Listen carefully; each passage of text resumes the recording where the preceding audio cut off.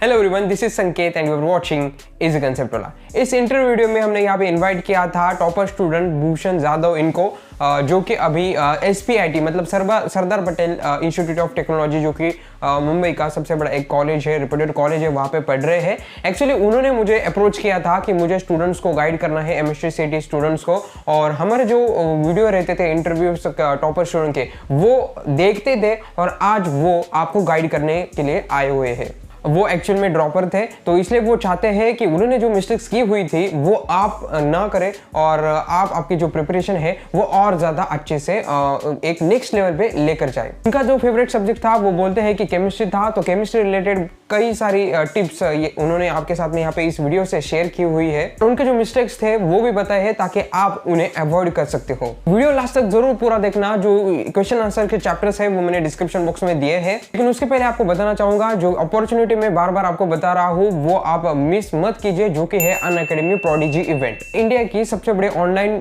Test है, scholarship test है, जिसके थ्रू आपको 20 लाख रुपीज का जो कॉलेज ग्रांट है वो मिल सकता है, जिसके वजह से आपके ऊपर और आपके पेरेंट्स के ऊपर जो बर्डन है एकेडमिक फीस का वो खत्म हो सकता है। ऑलरेडी ये टेस्ट 23 जनवरी 29 को हो चुके हैं और आगे 6 फरवरी और 13 फरवरी को होने वाली है, तो उसके लिए आप रजिस्ट्रेशन कर सकते हैं। आपको आपका जो रैंक है वो समझ में आएगा और अदर जो प्राइजेस है लाइक मैकबुक, आईपैड, वो भी आपको जीतने का यहाँ पे मौका मिल रहा है। डेली प्रैक्टिस भी इसके लिए चल रही है, उसके लिए भी आप रजिस्ट्रेशन कर सकते हो। अपकमिंग बैचेस भी अनअकैडमी पे यहाँ पे आ रही है। Early enthuse 3.0 batch for JEE main and advanced 2023 और उसके साथ में MCQ crash course 2.0 batch for JEE main 2022। दोनों जो बैचेस है वो 2 फरवरी 2022 से स्टार्ट होने वाली है। दोनों भी बैचेस हिंदी में होगी और जो इंडिया के टॉप एजुकेटर्स है वो आपको वहां पे पढ़ा रहे होंगे। और आपकी जो IIT JEE की प्रिपरेशन है वो कितनी हो गई है वो भी आप एनालिसिस कर सकते हो अदर जो लर्नर्स है उनके साथ कॉम्पीट करके। JEE मेंस एंड एडवांस के लिए डेली प्रैक्टिस पेपर हो रहे हैं, उसमें पार्टिसिपेट करके 30 minutes 30 questions, Monday to Thursday 7 PM और लिमिटेड टाइम स्पेशल ऑफर जो कि बहुत ही लिमिटेड हो गई अब तो। अनअकैडमी पे कौन से भी सब्सक्रिप्शन पे आपको 20% डिस्काउंट मिलेगा हमारे कोड के साथ में, जो कि है EC10। तो जरूर आपका जो रजिस्ट्रेशन है और एनरोलमेंट है वो पूरा करो। सारी डिटेल्स और लिंक्स मैंने डिस्क्रिप्शन बॉक्स में दी हुई है। अब एक काम करो, एक नोटबुक और एक पेन लेके बैठो और भूषण आपको जो टिप्स एंड का जो एक्सपीरियंस है वो बता रहे हैं वो नोट करो और आपके प्रिपरेशन में अप्लाई करो।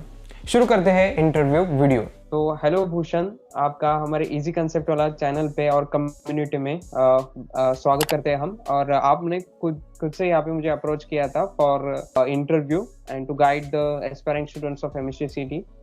सो सबसे पहले आपका हमारे चैनल पे स्वागत है।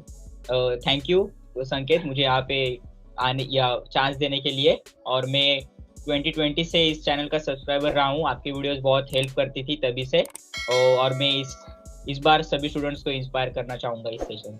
First of all please introduce yourself. हाँ, तो हेलो एवरीवन, मेरा नाम भूषण जाधव है।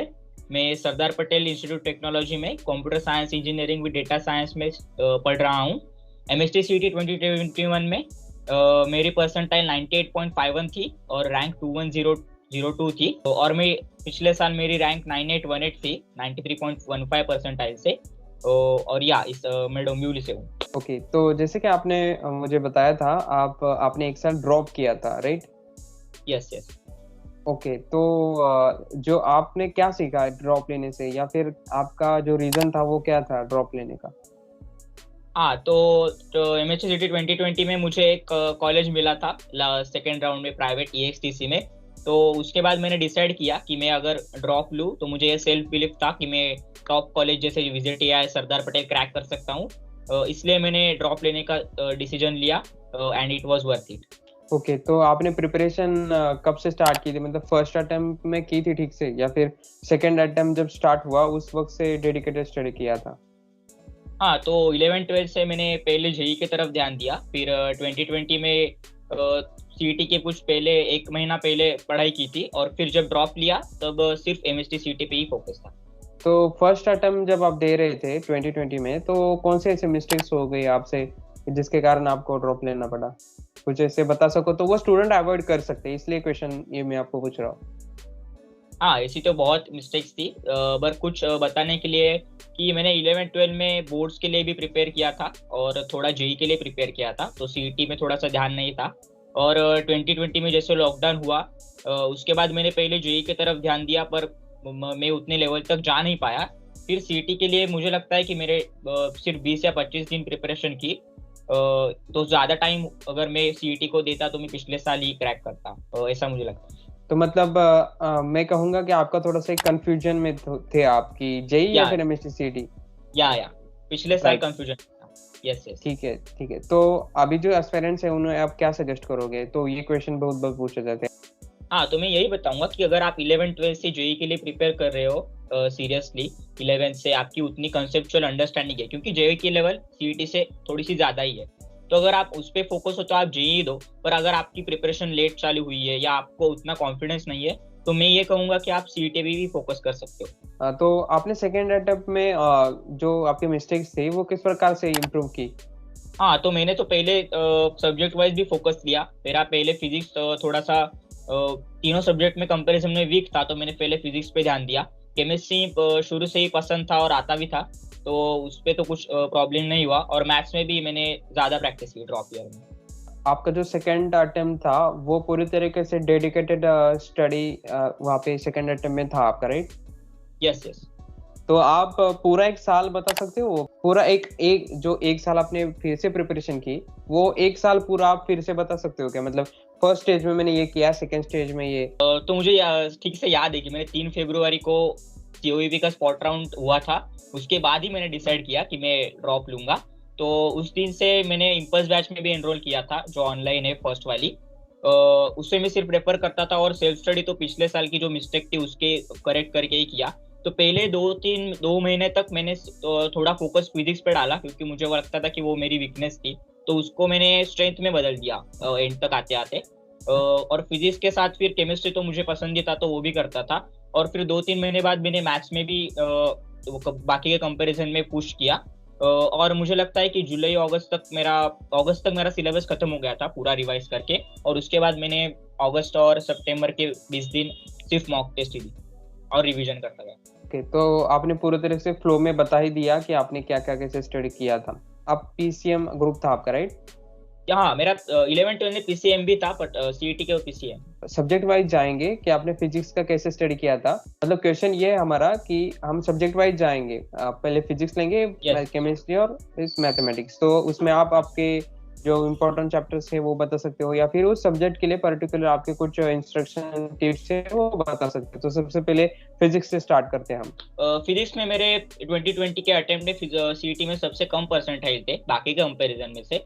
तो मैंने पहले दो महीने तो फिजिक्स पे ही ध्यान दिया था। तो इम्पल्स बैच में निशांत सर पढ़ाते थे, उससे मैं कंसेप्ट पूरा क्लियर करता था। और टारगेट की ट्रम्प की बुक थी, वो मैंने पूरी सॉल्व की थी, मतलब क्लासिकल और उसके क्रिटिकल सवाल भी किए थे।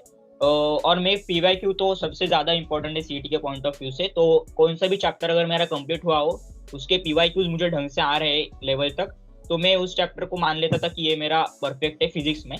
तो फिजिक्स में मुझे लगता है कि आपकी कंसेप्ट पे अगर पकड़ होगी तो आप कौन से भी लेवल की क्वेश्चन सॉल्व कर सकते हो। उसमें भी मैं कहूंगा कि मॉडर्न फिजिक्स एक इजी और इम्पोर्टेंट भी है, और इलेक्ट्रोडायनामिक्स का पार्ट भी थोड़ा सा आप प्रैक्टिस के साथ सीख सकते हो। और क्लासिकल में तो आपको पढ़ना ही पड़ेगा, मतलब जो ज्यादा प्रैक्टिस करोगे तो वहाँ पे फायदा है। और सीईटी के पॉइंट ऑफ व्यू से मैं कहूँ तो आपको वैरायटी ऑफ क्वेश्चंस भी आने चाहिए, क्योंकि कभी कभी किसी पेपर में टफ होते हैं, किसी किसी पेपर में इजी होते हैं बट लेंदी क्वेश्चंस होते हैं। जैसे मुझे जो पेपर आया था उसमें बहुत लेंदी क्वेश्चंस थे। तो आपको हर टाइप के क्वेश्चंस की प्रैक्टिस होनी चाहिए फिजिक्स में।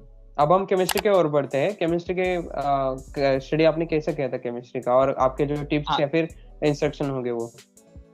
यस, तो मुझे बहुत टॉपर से भी कुछ इंटरव्यूज में लगा कि केमिस्ट्री उनका फेवरेट सब्जेक्ट नहीं होता, पर मुझे पूरा अलग था। मैंने 11 से ही जब भी चालू किया था, मुझे केमिस्ट्री मेरा तीनों में से सबसे फेवरेट सब्जेक्ट था, मुझे उसमें इंटरेस्ट भी आता था।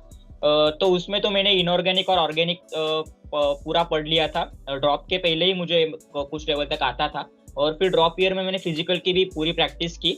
और मैं कहूंगा कि टेक्स्ट बुक अगर आप करते हो इनऑर्गेनिक ऑर्गेनिक के लिए, बोर्ड्स की तरफ आप बोर्ड्स के लेवल तक भी करोगे तो भी सीटी तक हो जाएगा।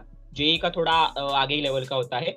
और हाँ, फिजिकल केमिस्ट्री में आप न्यूमेरिकल्स की प्रैक्टिस करोगे तो केमिस्ट्री में आपकी अच्छे मार्क्स आ सकते। तो आपका केमिस्ट्री सब्जेक्ट फेवरेट था, राइट? Yes yes. ओके, तो ये थोड़ा सा अपोजिट हो गया। सब लोग बोलते हैं कि केमिस्ट्री हार्ड है, तो क्यों आपका फेवरेट था? हाँ, तो मैंने जब 11th में जेई की प्रिपरेशन की थी, मैंने इनऑर्गेनिक से स्टार्ट किया था।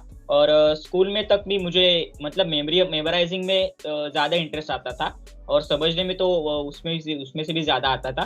पर केमिस्ट्री मुझे इंटरेस्टिंग भी लगा, कुछ कुछ पार्ट इनऑर्गेनिक के तभी। सो स्टार्टिंग में से मैंने पढ़ा था 11th से, इसलिए मुझे लगता है कि लास्ट तक भी वही फेवरेट रहा। ओके, तो आपका वो सब्जेक्ट फेवरेट ही था, तो ऐसे आपके कुछ टिप्स केमिस्ट्री के लिए आप बता सकते हो? तो प्लीज उनको, स्टूडेंट्स को बताओ, क्योंकि आपके पास तो वो टिप्स होंगे ही। Yes yes. तो जेई के लिए भी मैंने केमिस्ट्री ठीक ठाक लेवल के लिए प्रिपेयर किया था। तो मैं यही कहूँगा केमिस्ट्री में आप इनऑर्गेनिक में तो मेमोराइजिंग कर लो। वैसे अलग अलग एलिमेंट्स के नाम है या फिर उनकी प्रॉपर्टीज है, आप उनके लिए कुछ भी इस्तेमाल कर सकते हो, जैसे ट्रिक हो गई वगैरह। तो आप उससे मेमोराइज कर सकते हो। ऑर्गेनिक में आप जितना ज्यादा प्रैक्टिस करोगे, जितनी लेवल रिएक्शंस याद करोगे, उतना आपके लिए अच्छा होगा। नेम्ड रिएक्शन खासकर कि एमएसटीसीटी के लिए बहुत इंपॉर्टेंट है। अल्डिहाइड कीटोन हो गया या फिर अमाइंस हो गया, तो वो आप उसमें कर सकते हो। और फिजिकल केमिस्ट्री में तो आपको प्रैक्टिस ही करनी पड़ेगी न्यूमेरिकल्स की। तो केमिस्ट्री की बुक आपने कितनी बार रीड की थी, या फिर? हाँ, तो मैंने शुरू से मतलब अगर पिछले से भी देखूँ तो 3 बार तो रीड की होगी, 2-3 बार, मतलब ढंग से। और मतलब कई स्टूडेंट से मैंने से टॉपर स्टूडेंट से सुना कि वो रीडिंग बहुत ज्यादा करते हैं केमिस्ट्री की बुक, तभी उनका वो केमिस्ट्री मतलब हो जाता है ठीक से। जी, मैंने और नोट्स भी बार बार लिखता था। मैं मेरे जो पहले नोट्स थे वो भी रिवाइज करता था ऑर्गेनिक। तो केमिस्ट्री रिगार्डिंग कुछ आपका डाउट है? हमने केमिस्ट्री बहुत ज्यादा ही खींच लिया। तो केमिस्ट्री रिगार्डिंग और कुछ आपका डाउट होगा तो कमेंट सेक्शन में आप जरूर पूछ सकते हो। भूषण आपको जरूर ट्राई करेंगे रिप्लाई करने के लिए, ठीक है? जी अब मैथमेटिक्स की ओर बढ़ते हैं हम। अब मैथमेटिक्स में कैसा आपका स्टडी हुआ था? हाँ, तो मैं कहना चाहूंगा कि 11th-12th में भी मेरा मैथमेटिक्स ठीक ही था। मैंने बोर्ड्स के लिए अच्छे से प्रिपेयर किया था। और सीईटी में भी पिछले साल ड्रॉप में उसमें भी सबसे ज्यादा आया था। ड्रॉप ईयर में आके मैंने फोकस इंटीग्रल कैलकुलस पे डाला, क्योंकि मुझे लगता था कि वो मेरा वीक है, तो मैंने उस पर ज्यादा फोकस दिया था कंपेयर टू अदर। और सीईटी के लिए मैं खास करके कहना चाहूंगा कि आप मैथ्स पे ज्यादा फोकस करो, अगर आप मेरे तरह सीईटी के लिए ही प्रिपेयर कर रहे हो, क्योंकि उसका वेटेज 50% होता है फिजिक्स केमिस्ट्री के कंपेयर से। तो मैथ्स में तो आप टेक्स्ट बुक पूरी करो, और टारगेट या कोई भी दूसरी बुक के अगर आप क्रिटिकल लेवल के क्वेश्चन भी करते हो तो भी ठीक है। और पीवाईक्यूज तो किसी भी सब्जेक्ट में मिस करने नहीं चाहिए, तो मैथ्स में भी पीवाईक्यूज इंपॉर्टेंट है। उससे आपको अंदाजा आता है कि सीईटी के लेवल के क्वेश्चंस अच्छे ही लेवल के क्वेश्चंस होते हैं। आप उस कई क्वेश्चन आप जेई से भी कंपेयर कर सकते हो। सो अभी आपने टारगेट वगैरह बुक्स की भी बात की यहाँ पे, तो आपने रेफरेंस बुक कौन से यूज किए थे, या फिर ओनली टेक्स्ट बुक? हाँ, तो मैं सीईटी के लिए प्रिपेयर किया था, तो मैंने सिर्फ टेक्स्ट बुक तो पहला था कंसेप्ट के लिए, और टारगेट की बुक फिजिक्स में और केमिस्ट्री में भी टेक्स्ट बुक ही काफी है। और पिछले साल के नोट्स थे मेरे, तो वही उससे पढ़ा। और मैथमेटिक्स में भी टारगेट और पीवाईक्यूज। ओके, टारगेट में भी स्टूडेंट्स का क्वेश्चन रहता है कि कैसे सॉल्व करें। तो टारगेट में अपने वहाँ पे सेक्शंस होते हैं ना, तो टारगेट के जो एमसीक्यू है वो कैसे सॉल्व किए थे आपने? हाँ, तो अगर आप जब आप कॉन्सेप्ट सीखते हो तो आपको, मुझे लगता है कि क्लासिकल के क्वेश्चन तो आ जाएंगे। क्रिटिकल भी आप ट्राई करो कि आप सॉल्व करो। किसी क्वेश्चन अगर ज्यादा ही टफ लगता है सीटी के कंपैरिजन की ये जेई के लिए आएगा, थोड़ा लेंदी है, तो आप उसे छोड़ सकते हो।